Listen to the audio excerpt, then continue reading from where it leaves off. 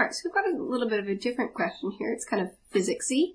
So we have an object that's dropped from rest. So rest means it wasn't already moving. And it takes 10 seconds to fall. So this thing was pretty darn high up, but 10 seconds is a nice number to work with.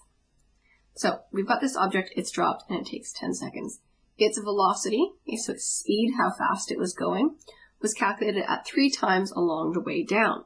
So at 1 second, it was traveling at 9.8, not kilometers per hour, but meters per second. So this is often the unit that we'll use in physics for velocity. At 3 seconds, it was going 29.4 meters per second. And by 7 seconds, it was flying and going 68.6 meters per second. First thing we're going to do is just plot these on the graph. We're going to then interpolate to estimate its speed after 4 seconds, and then extrapolate to figure out when it was going 90 meters per second, and then finally determine an equation that models a scenario from those points there. So going back to lesson 1 theory. So we're asked to plot these points.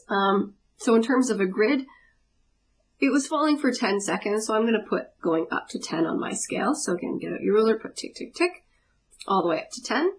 And then kind of looking here, I need to get down, so pretty close to 0 in the relative scheme of things, 9.8, and up to around 70. So I've gone up a little bit higher probably than I needed to.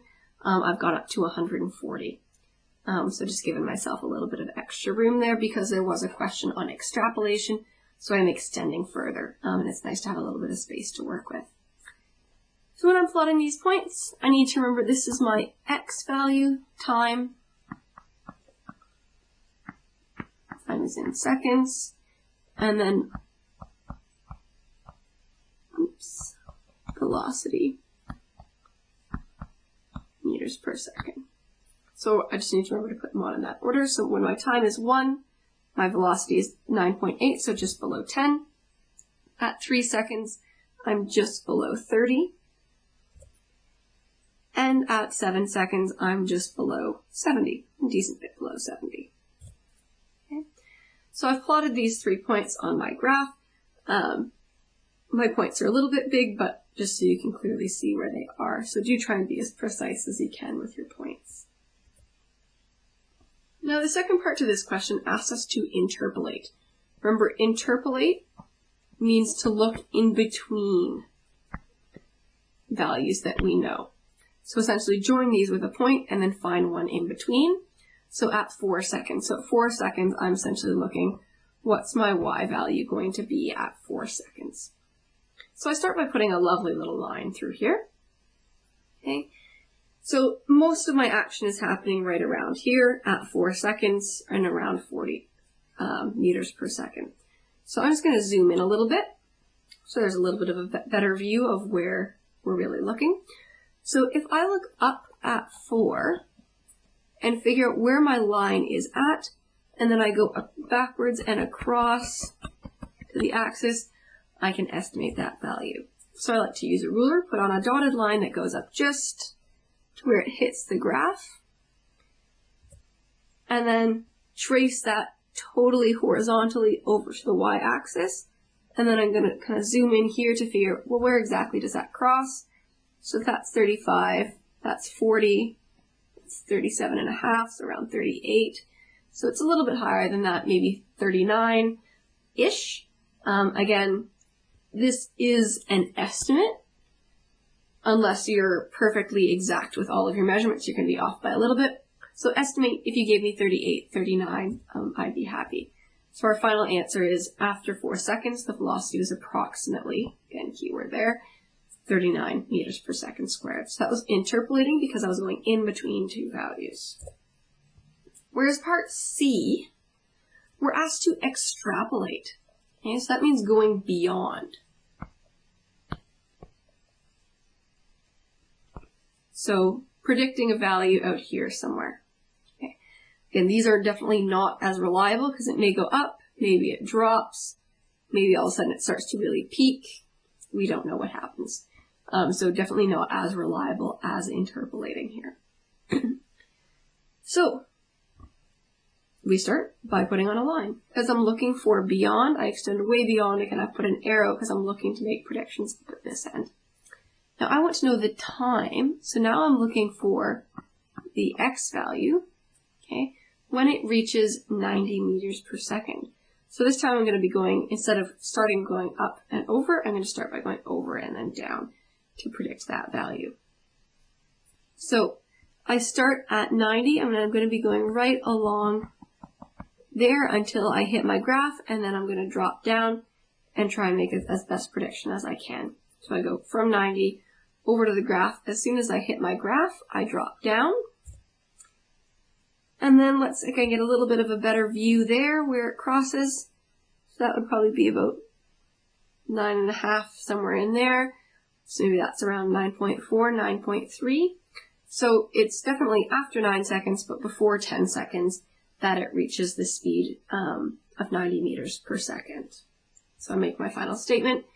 The object has been traveling for approximately 9.3 seconds when it reaches 90 meters per second. So it is really good to make that clear statement at the end, just to make sure that your conclusion is clear and that you have answered the question that was being asked. So we had some points. We predicted some values in between. We predicted some after. The last part is to determine the equation which models the scenario. Now, I'm not given much information in this actual part of the question here, so an object is dropped and takes 10 seconds to fall. How hard was it dropped from? There's a lot of information that I'm missing there. This is where the magic comes in. I've got 3 points. Well, I can definitely use that. I actually only need 2. Okay, so I'm just going to use these 2 points to find the equation of the line. So I'm going to start by determining the gradient. Remember our formula for gradient, y2 minus y1 over x2 minus x1. I'm going to call this x1, x2, y1, y2. Again, as long as you're consistent, it doesn't really matter which point you pick as 1 and 2. Plug in my values. So 29.4 minus 9.8 over 3 minus 1 simplifies to 19.6 over 2, or 9.8. Again, if you're taking physics, you know that that number is fairly relevant. Determining the y-intercept. I could go look at my graph and try and interpolate, look at where it's crossing, but I do have these exact values, so I can be more precise. So my default equation is y equals mx plus c, but I know m. It's 9.8. Okay. I also know particular values for x and y. Again, right now I've got 1, 2, 3 unknowns, but I just want to have x and y. So to solve for c, I can plug in particular x's and y's. I'm going to pick the first point, just because why not? So I picked the first point.